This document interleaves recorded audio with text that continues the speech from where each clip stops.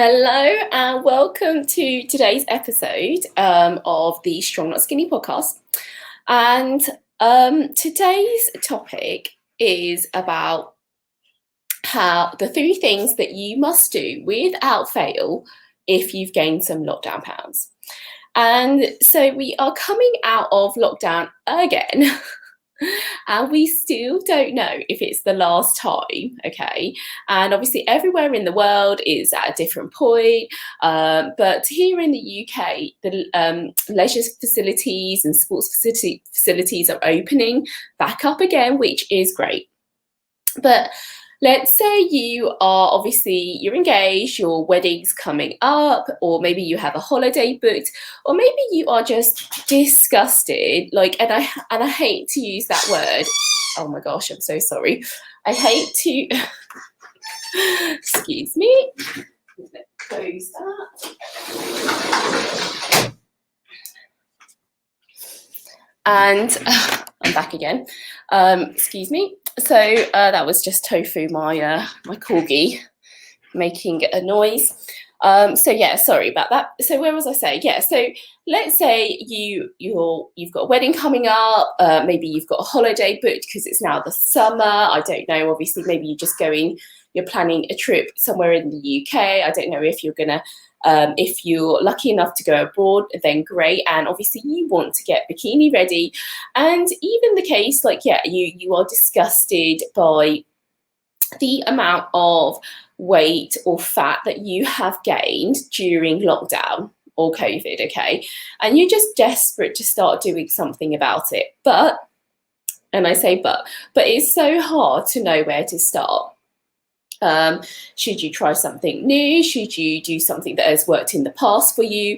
And sometimes that can be really overwhelming because things obviously from the past may not be suitable for you now, but then you know that it's worked for you in the past, so maybe it will work for this time, or maybe it's just time for you to do something new. And obviously there's just so much out there that you can try, or we can try and experiment and trial.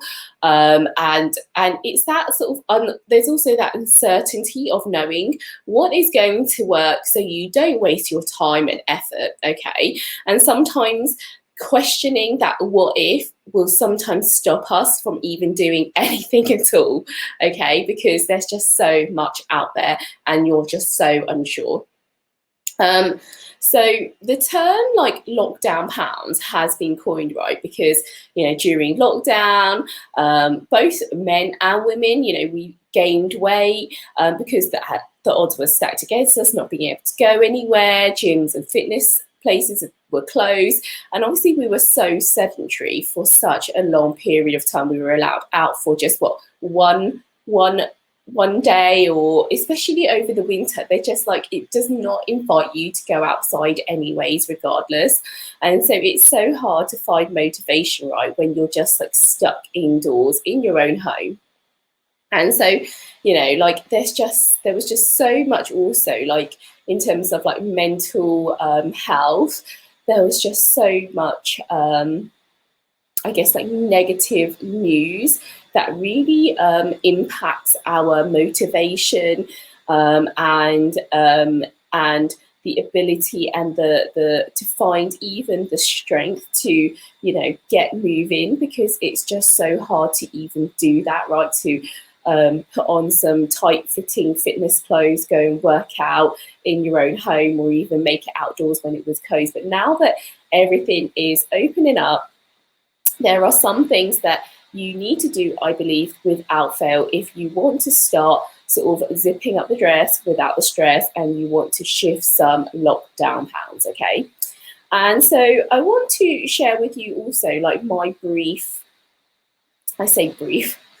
my weight gain during lockdown, because I guess I did not have the the traditional sense of lockdown weight gain compared to other people, because Alan and I were traveling in March, so this is March 2022, and we were in Thailand for 3 weeks before sort of taking a slow boat to Laos, and like we had planned to travel for 6 months, so we were only 3 weeks in, and then it took us 2 days to get to Laos, and then within 2 days of arriving at Laos, we were then booking our flight back to Thailand because Vietnam and Cambodia had closed their borders, and it was just, let's just say things just did not go to plan for anyone last year, but definitely not for us. And so, obviously we did not want to get stuck in a country where they said that there were no cases, or rather, as we would like to say, there's no well-funded healthcare system to treat COVID or even gather data about like COVID cases. So, we also got wind that, British Airlines were about to sort of shut down their operations. And so it was like so much scaremongering among travellers and everything like that. And so, so we just decided to just fly back into Thailand because that was at least, they had a better healthcare system in case we did get stuck there. And I just want to say, like, I'm going off topic here a little bit, but that's okay, because I just want to share, like, there were so many, even though our trip got cut short, very well, dramatically cut short, on our last day in Laos, we went to an amazing elephant sanctuary, and it was it was like not just a sanctuary for show. You see those on TV and you're just not sure whether they are actually a sanctuary, whether they're just like, they're just there to make a profit. But this one was not about like you could ride the elephants or anything like that, right? It was the most amazing experience with being around elephants that I have ever experienced, because I have in the past been to Thailand, and I was one of those sort of tourist, I'm talking about 15 years ago, where I did ride elephants. And so, it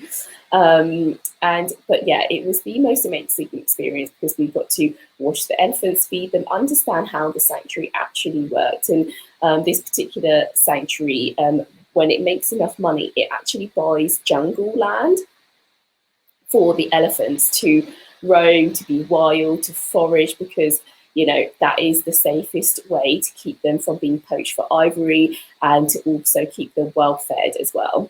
So it was an absolute dream. We ate some phenomenal Thai food under a bamboo canopy, and it was like overlooking the river where the elephants relaxed and washed themselves. We even had a chance to swim at the sanctuary, and we had the whole pool and the whole sanctuary to ourselves. And if it were not for COVID, that would never have been possible, because it was just, obviously at this point in Laos, like so many people were not visiting we were, where were we? Luang Prabang. And so that's quite a famous place to go for travellers when they're sort of backpacking around East Asia. And so, we would never have had that experience. And so that was just so surreal. And, on that same day, we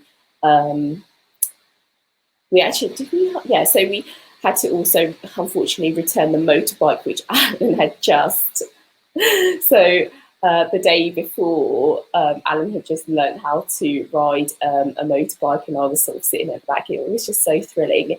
And it was such a shame that we had to leave, because we just felt like this really was the beginning of our sort of proper travelling journey.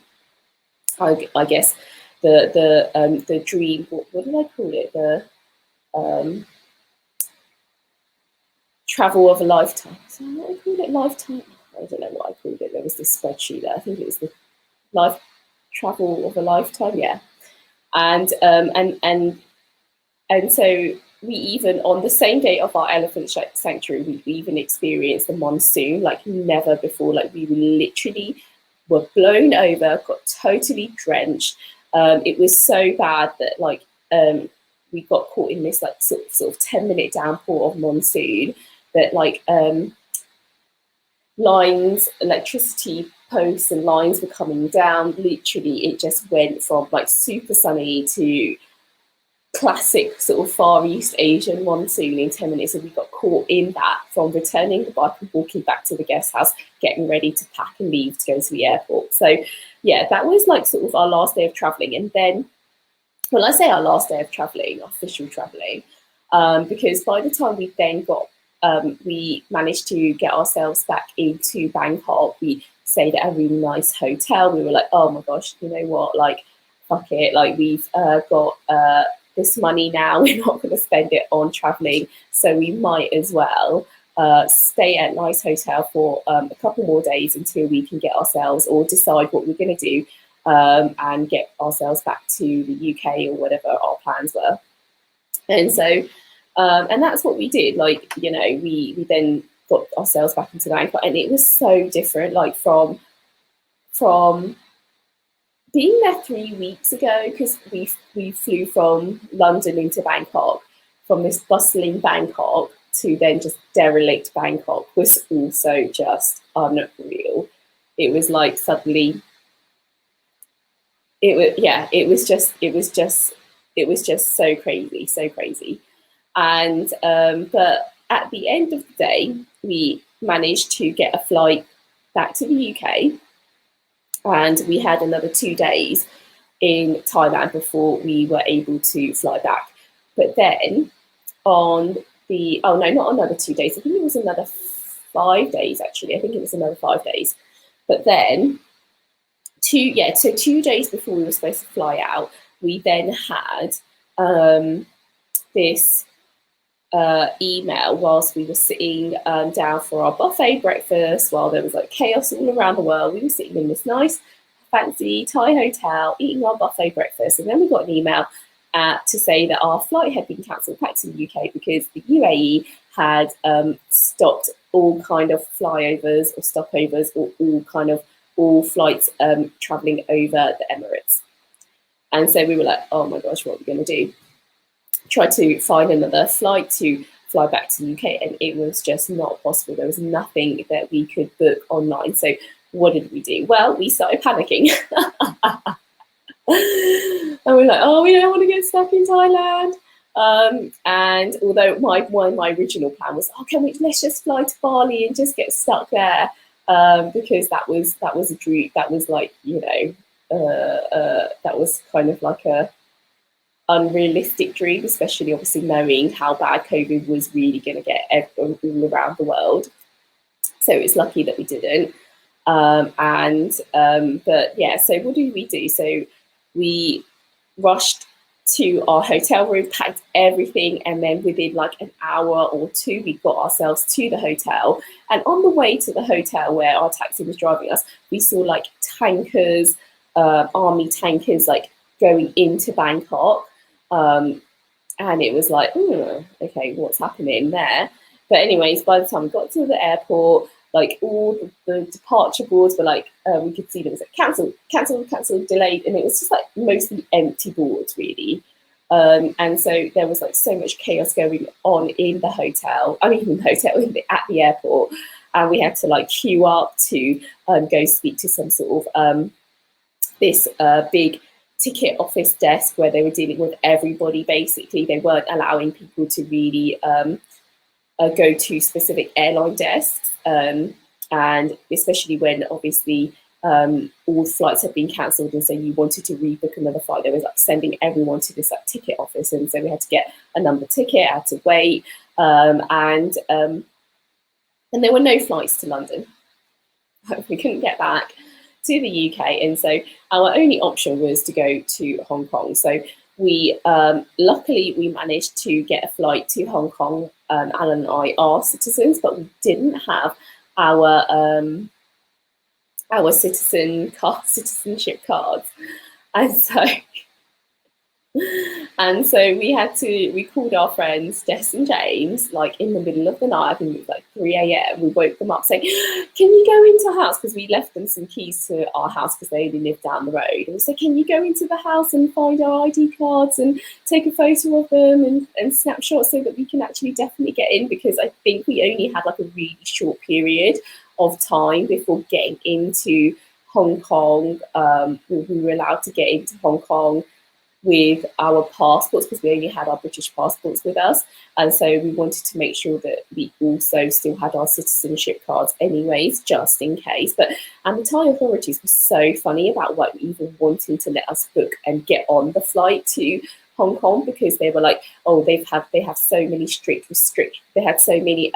restrictions to actually allow people to get into Hong Kong. And so I think the Thai authorities was like, we don't want you back if you are not accepted into Hong Kong. And so like when we arrived in Hong Kong, they were like, we had to fill out like 4 health declaration forms. We got tagged with a QR code bracelet, and then we were like, had to download this like track and trace app essentially.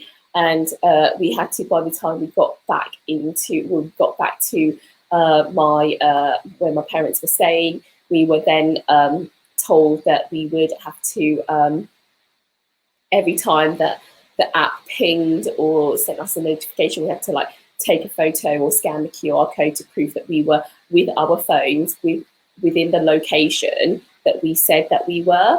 And to prove that we were not going to leave the property, the flat, for like 14 days. So we had to like self-isolate and quarantine ourselves. And so that's where I gained most of my lockdown pounds, or Alan and I gained some major lockdown pounds. Because we weren't allowed out, we had to just stay indoors in the flat, and being in Hong Kong, there's just so much food that we do not usually get to eat when we're in the UK. And so I made the most of it by sort of requesting foods, as you do, from my parents, going, I want to eat this, I want to eat that, can you get me this, can you get me that? Because there was nothing else to do, literally nothing else. There was like no internet in the flat, because it was like in this village and the flat didn't have any internet. And I was able at some point to scrounge off my cousin who lived upstairs their internet at some point. But even after then, it's, there's only so much internet surfing you can do in one day. And we didn't bring any books because obviously we were backpacking. There was an old TV that only had 2 channels. And so it was just, the days were so long, and the only thing we could do was really just eat and relax and be sedentary. So yeah, that's how we gained so much weight. And and so what is my point? What is my point? Well, my point is that regardless of how you've obviously gained your lockdown pounds, it is a thing. Like this term has been coined, and it's now an issue, because I don't even think that this is the last lockdown that we'll go into. And so it's so hard when you go back into lockdown, then come out of it, go in and come out. It's so disruptive to our lifestyles. And so which is why I said that, which is why I'm doing this sort of podcast, to say, like, there are 3 things that you can just really go to really start thinking about how to shift some fat and some weight after you have gained some lockdown pounds. And so I obviously shared with you the fact that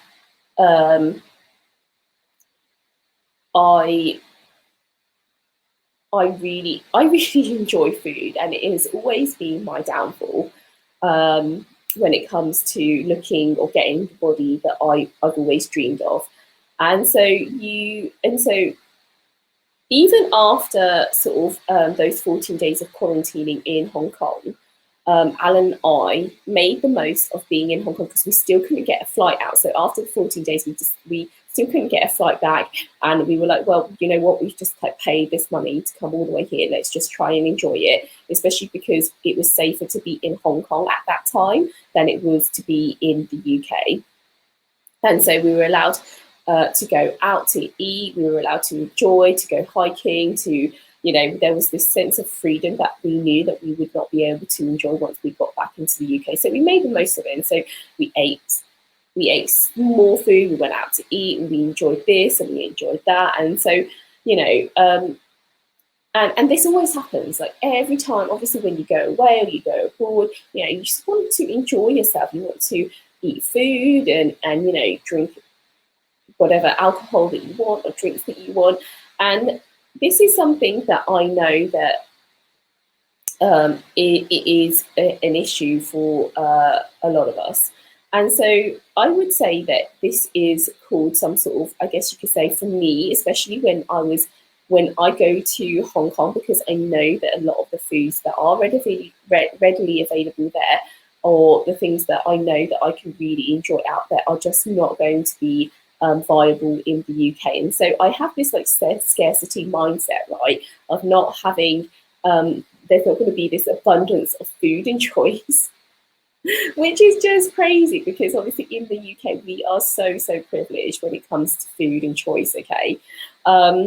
But you know, but obviously having that scarcity mindset and not having and thinking that I'm not going to be able to eat any of these foods, and you know, when I go back to the UK, because generally a lot of the foods that I do eat are not available in the UK, or even if it is, it's so much more expensive. And so obviously the fat kept creeping on. And so when we finally did get back to the UK, I got myself back into the rhythm of my yoga practice, my strength training. And, you know, it really is so hard to get motivated when you're at home and there is no inspiration to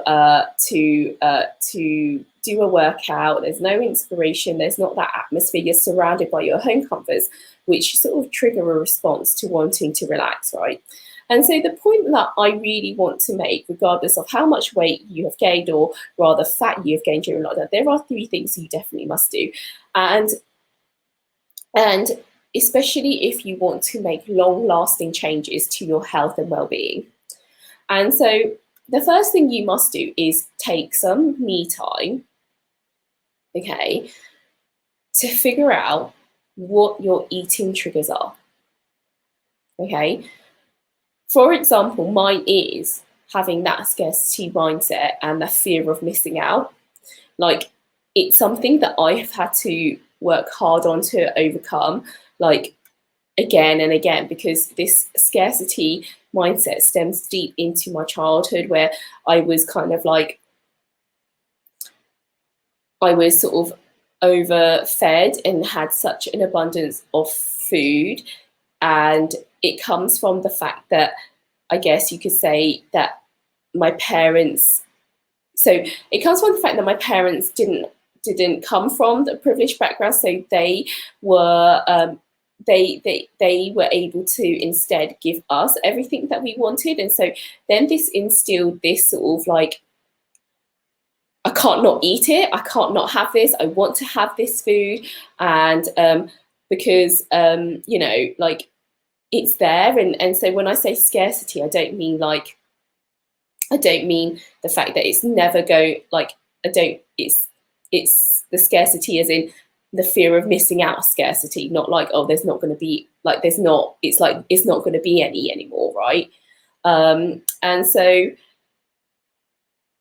yeah, like, my parents like used to take us to the supermarket and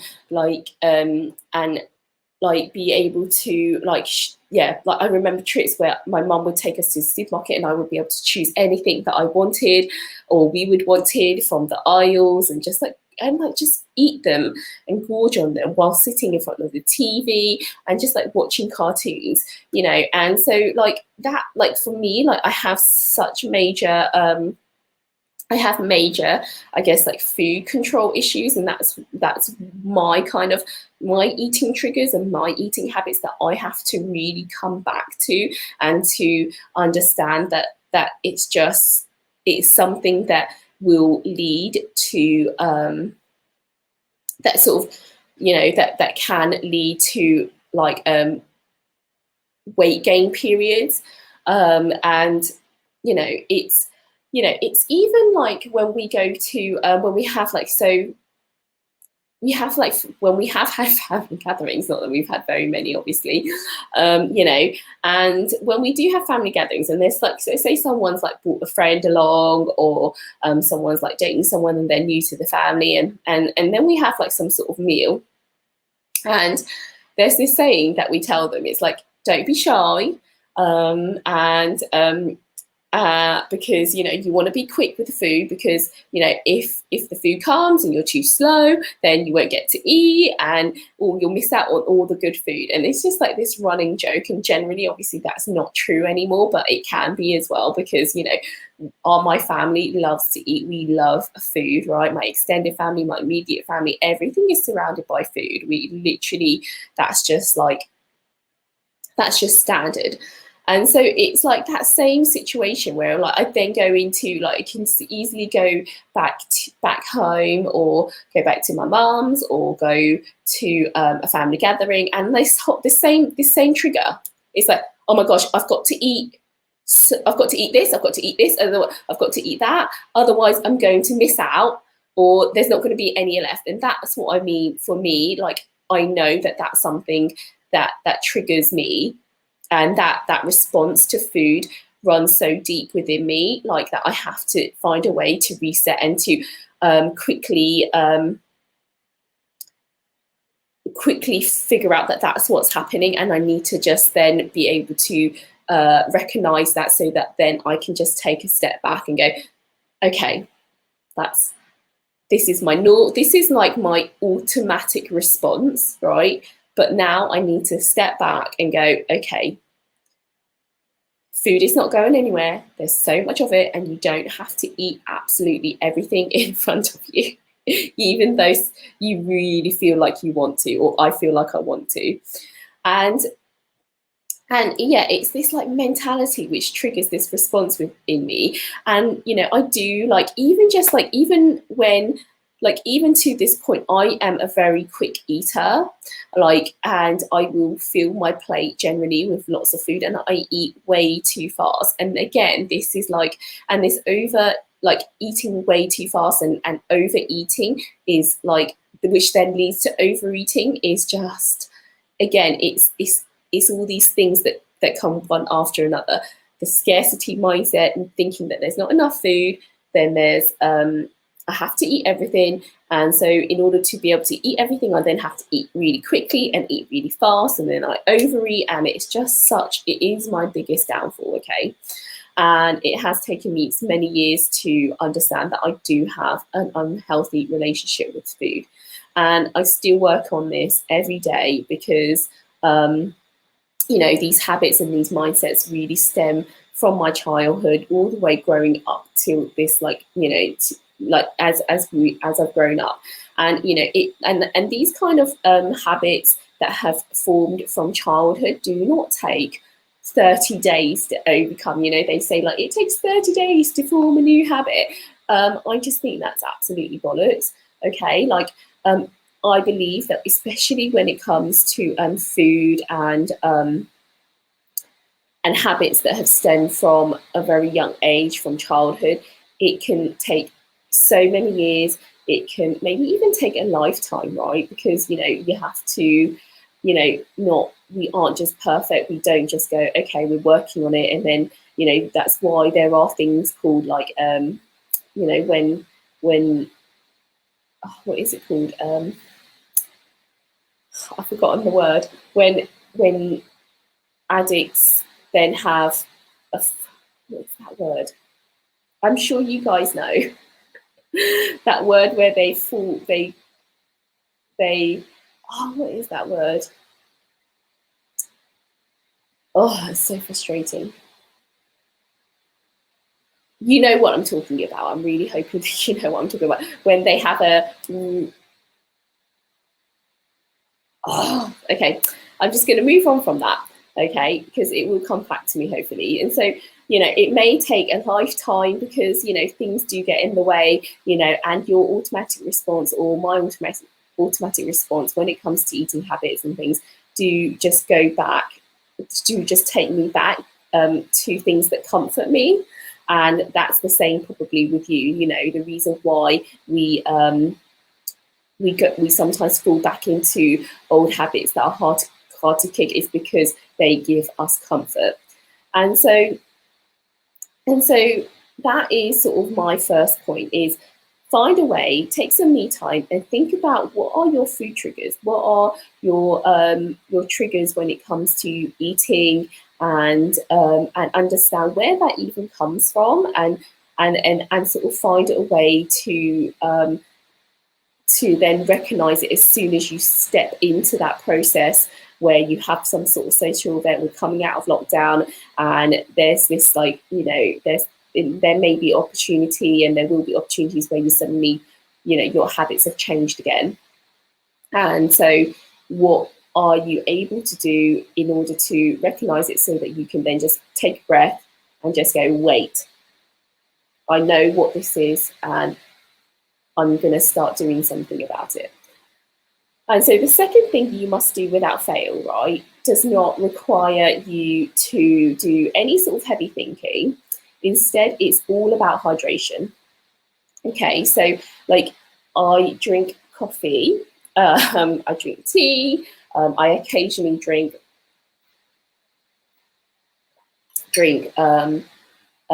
soft drinks, sodas, and alcohol, right? And we all do this, but any kind of drink that isn't water, right, you should be then aiming to drink triple the amount of water to make up for the fact that you had that 1 cup of tea, you've had that 1 cup of coffee, you've had that 1 cup of soda, that glass of soda, okay, or fizzy drink. And so you should be aiming to drink triple the amount of water every time you take 1 cup when you have 1 coffee. So if you drink 1 cup of coffee, you should be looking to drink 3 cups of water. And this is a really good way for you then to start, like, not just like monitoring your intake of water, because a lot of the time I know, like, that I recommend to most of my clients and members to say, you know, you want to be drinking around like 2 to 3 liters of water a day. I know, like, I think the recommended is like 1.5 liters, but that is not enough, especially when you are a drinker of coffee, teas, and fizzy drinks and alcohol. Okay, it is not enough. 1.5 liters is not enough. You should be drinking at least 2 to 3 liters. Or if you don't know, if you're not monitoring in liters, then think about it this way. Every cup of tea you have, you need 3 cups to flush out those toxins, okay? And you drink all of this, you want to drink like 2 to 3 liters of water so that you can rehydrate, flush out the toxins, okay? And these free radicals that are produced when you consume food, or when you consume these other liquids that aren't water. Okay, and there is this reason why we cannot survive. We can only survive for 3 days without water, but yet survive 21 days without food. So think about that. Like, if we can only survive for 3 days without water, it means that our body really needs water, and you have to learn to respect that your body works so hard to keep you functioning as optimally as you can, and living in today's society where we are overworked, overstimulated, overindulged on so many things. You know, I want you to think about the strain and the stress that you put your body through, okay? You may not feel how hard it's working, but it really is working so hard, okay? And so by realizing that your body is made up of, like, you know, like of 11 systems, you've got circulatory, digestive, endocrine, you've got the respiratory, musculoskeletal, and so many other systems, right, that are so complex, and they are so discreet when they go about their work, they go about their business, that we often take for granted, okay, of how hard it really works to keep us alive, to keep us going, so that we're able to do the things that we want to do, okay? And it's like, when you have taken this your body for granted for such a long period of time, that, you know, it then flags up sometimes, right? It has no choice but to sound the alarm, and that's when sort of then your, you know, diabetes, you know, your blood sugar is constantly high, so, you know, so then some of your diagnosed with diabetes, maybe like high cholesterol. And so, you know, you want to make sure that you're thinking about preventative is better than cure, okay? And drinking water and hydrating yourself is one of the most underrated and easiest things to do that you should do, without fail, okay? If you want to start losing or shifting some fat. And I know that you're thinking, well, drinking more water is not going to help me lose weight or lose lockdown pounds. Well, what it will do, right, is that if you drink enough water,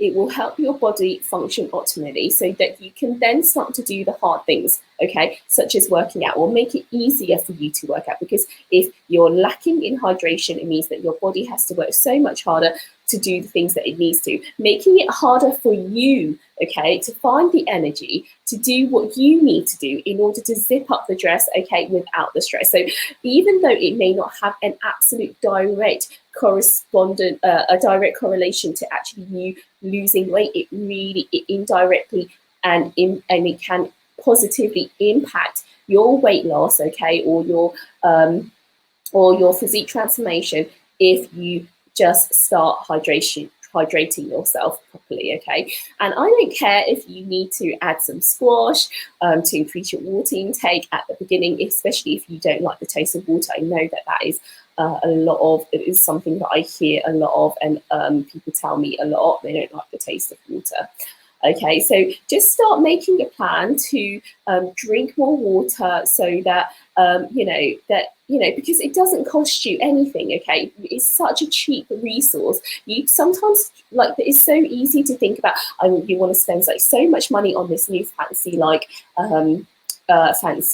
I don't know, like trendy kind of like diet that's coming out, and you want to invest in this and that, and really, like, water from the tap does not cost you very much money. And obviously we are so privileged in order to have that resource, okay? And so it's not going to cost you an arm and a leg to just drink some more water, and it is easily available and super cost efficient cost effective, low cost. You know, as women, our bodies and biology continually work against us, right? To get our body does not really want us to get the body that we want. It does not want you to lose fat. It does not give a crap whether you look good in a bikini, okay? Like, it does not give a crap about aesthetics. It just wants to survive and it wants to function, and its priority will always be to keep you alive and to conserve energy, okay? And so just make sure that you then start to think about sort of feeding your system by drinking enough water so that you have a better chance of doing the things that you need to actually do, okay? Like working out, getting a exercise in, and having the energy to focus, and so these small things, like drinking water, can really make a difference, okay? And it is something you must do without fail, because there is no excuse why you are not drinking, why you should not be drinking enough water to help you start to flush out the toxins and help you get to doing what you need to do in order to lose the weight, okay? So the third thing that you must do without fail, if you've gained some lockdown pounds and want to start shifting some fat, okay, is to start doing some strength training. Strength or resistance training, okay? Like, I know your initial thinking is that, like, oh my gosh, it's so boring. I don't want to get muscular. And I know there are so many misconceptions, okay, about lifting weights, but let me tell you that by doing strength and resistance training is the only way that you will ever really achieve the body of your dreams. And some of you may be listening thinking, I just want to fit in my wedding dress, or I just want to look good in a bikini, I just want to lose some weight, I don't want to lift weights, I'll just go for a run. And so, I just want to say that the reason why I'm saying that doing some strength training and resistance training is that when you do this, you put your body into this state where it has no choice, okay, but to start finding, okay, extra fuel to feed and grow your muscles, okay, and it will then start to burn stubborn body fat to do that. And it is such by building, not being afraid to build muscle, okay, is one of the, it's so important to understand that for most women, well, actually I would say the majority of women, we want to look toned. I hear that all the time. My members tell me and my clients that I want to look toned. And so if you want to look toned, the only way you're going to look toned is to build muscle and burn fat. And for women, it's hard to do both of those. It's hard to do both of those. But by strength training and resistance training, that is the, I guess you could say, the exercise, or the exercise that is the most effective way to help you to build muscle, okay? And also, it's also then creates this this chance for your body to then burn that stubborn fat that you just can't seem to shift, maybe off your belly, maybe off your thighs, okay? Because this extra demand for muscle growth means that there needs to be an extra demand for your body to then go, okay, do you know what? Like, apparently I need this muscle, okay? Because you're now forcing your muscles to grow. And so your body then reacts and says, oh my gosh, okay, I need to grow muscle more than I need to reserve fat. And so that's why strength training and resistance training is so amazing, and it is the way for you to start to, it's going to get you to the body of your dreams. It's going to help you to zip up that dress, okay? And I know that, like, a lot of you will say, yeah, it is boring, but you know what, like, if you want to be entertained, then you know, go to the cinema. If you want to get the body of your dreams, then start lifting some weights, okay, and doing some resistance training. You know, we don't have, like, as women, we don't have high levels of testosterone as men. Our high estrogen levels means that it works against us to build muscle. And so that is why you must, without fail, start strength training so that you can start to build some muscle, so that you will eventually look toned and have a higher chance of burning that stubborn body fat, so that you can look toned. Because even if you build muscle, okay, even if you build muscle, okay, you still need to obviously burn fat. And so strength training does both of these. And so yeah, so that is sort of the end of this podcast. You know, if you really want to you know, get toned for the big day and beyond, start shredding some unwanted fat, then take some time to think about your eating triggers. Where did that come from? Where does it stem from? Understand what they are, so that you can then start to recognize when you go into that sort of automatic response of either overindulging or having some sort of, you know, maybe negative negative way of thinking about food that impacts your weight gain. And then, you know, continue or start to refill your body with water. Hydrate, okay? And lastly, start strength training.